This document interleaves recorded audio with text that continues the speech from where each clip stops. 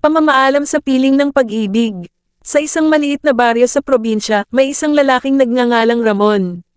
Isa siyang masipag na magsasaka at tapat na asawa kay Lydia, isang mabait at mapagmahal na babae. Maganda ang kanilang samahan, ngunit tulad ng karamihan sa mga relasyon, hindi ito perpekto. Sa pagdaan ng mga taon, nag-iba ang kanilang pagtingin sa isa't isa, at tila ba naging formal na lamang ang kanilang samahan. Isang araw, dumating sa baryo si Angela, isang magandang dalaga na galing sa syudad. Napadpad siya roon upang magbakasyon at magpalipas ng lungkot mula sa isang masakit na karanasan sa lungsod. Madalas siyang naglalakad sa kabukiran upang malibang, at doon niya nakilala si Ramon. Sa simula, pawang casual na bati at kwentuhan lamang ang namagitan sa kanila. Ngunit sa bawat araw na nagdadaan, lalong lumalalim ang kanilang samahan. Natagpuan nila sa isa't isa ang kasiyahan at sigla na matagal nang nawawala sa kanilang mga buhay. Hindi nagtagal, nahulog ang kanilang mga loob sa isa't isa. Si Ramon ay naguguluhan. Alam niyang mali ang nararamdaman niya para kay Angela, ngunit hindi niya mapigilan ang tibok ng kanyang puso. Sa kabila ng kanyang pagsisikap na iwasan ito, nagpatuloy ang kanilang lihim na relasyon. Araw-araw, nagkikita sila sa isang tagong bahagi ng kabukiran, palihim at puno ng kaba.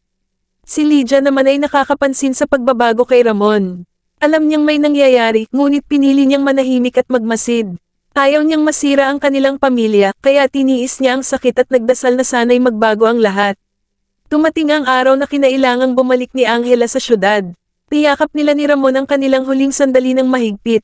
Sa kabila ng kanilang pag-ibig, alam nilang hindi ito maaaring magpatuloy. Patawarin mo ako, Ramon, wika ni Angela habang pinipigil ang luha. Mahal kita, ngunit hindi natin pwedeng ipagpatuloy ito. Kailangan kong bumalik sa buhay ko, at ikaw sa pamilya mo. Si Ramon ay tahimik na tumango. Alam niyang tama si Angela. Nagpaalam sila sa isa't isa ng may mabigat na puso.